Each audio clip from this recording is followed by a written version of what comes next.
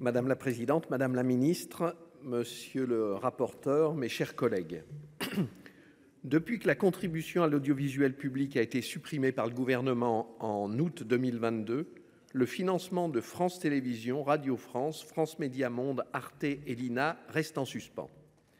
Pour l'instant, il est assuré de façon temporaire par une partie de la TVA. Le Conseil constitutionnel a rappelé que ce mode de financement n'assure pas la pérennité de l'indépendance de l'audiovisuel public et menace le pluralisme des médias.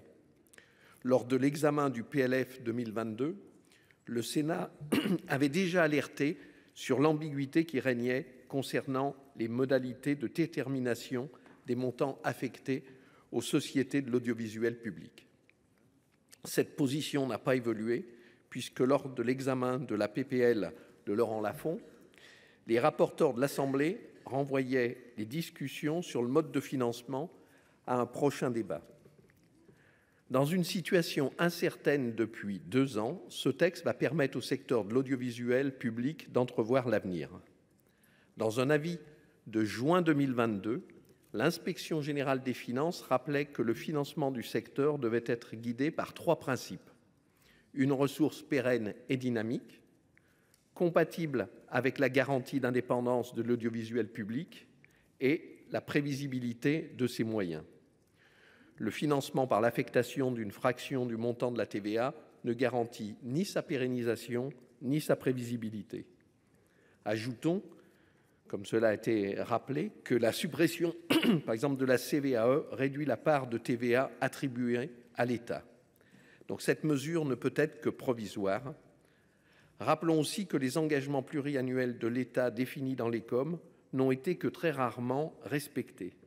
Sur la période 2011-2022, la somme des montants versés aux sociétés est inférieure de 1,1 milliard d'euros aux engagements initiaux. La trajectoire des COM étant intimement liée au financement des sociétés audiovisuelles, peut-être devrions-nous, Madame la Ministre, envisager de lui donner un caractère plus contraignant.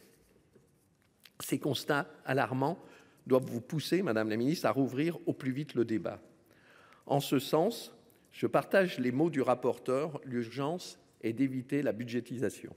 Autrement dit, le financement de l'audiovisuel public doit rester dans la partie recettes de la loi de finances pour ne pas être soumis aux arbitrages liés à l'examen de la partie dépenses.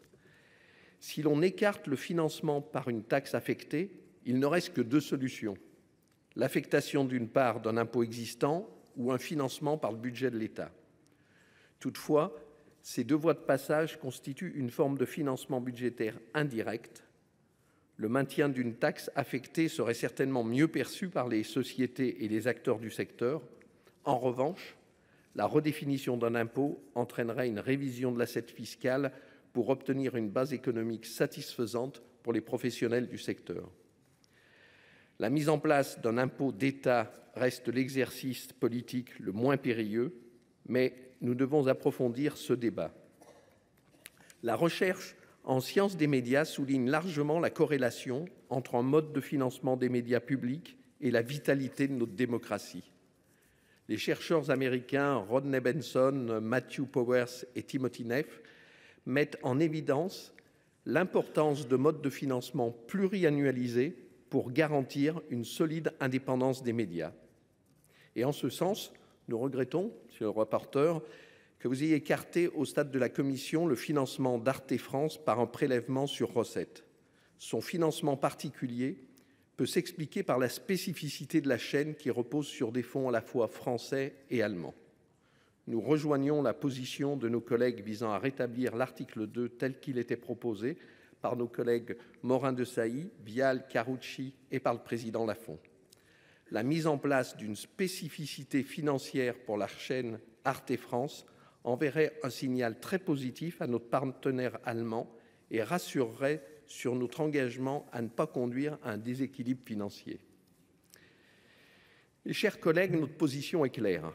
Nous appelons de nos vœux une réforme plus structurée et sanctuarisée du financement de l'audiovisuel public.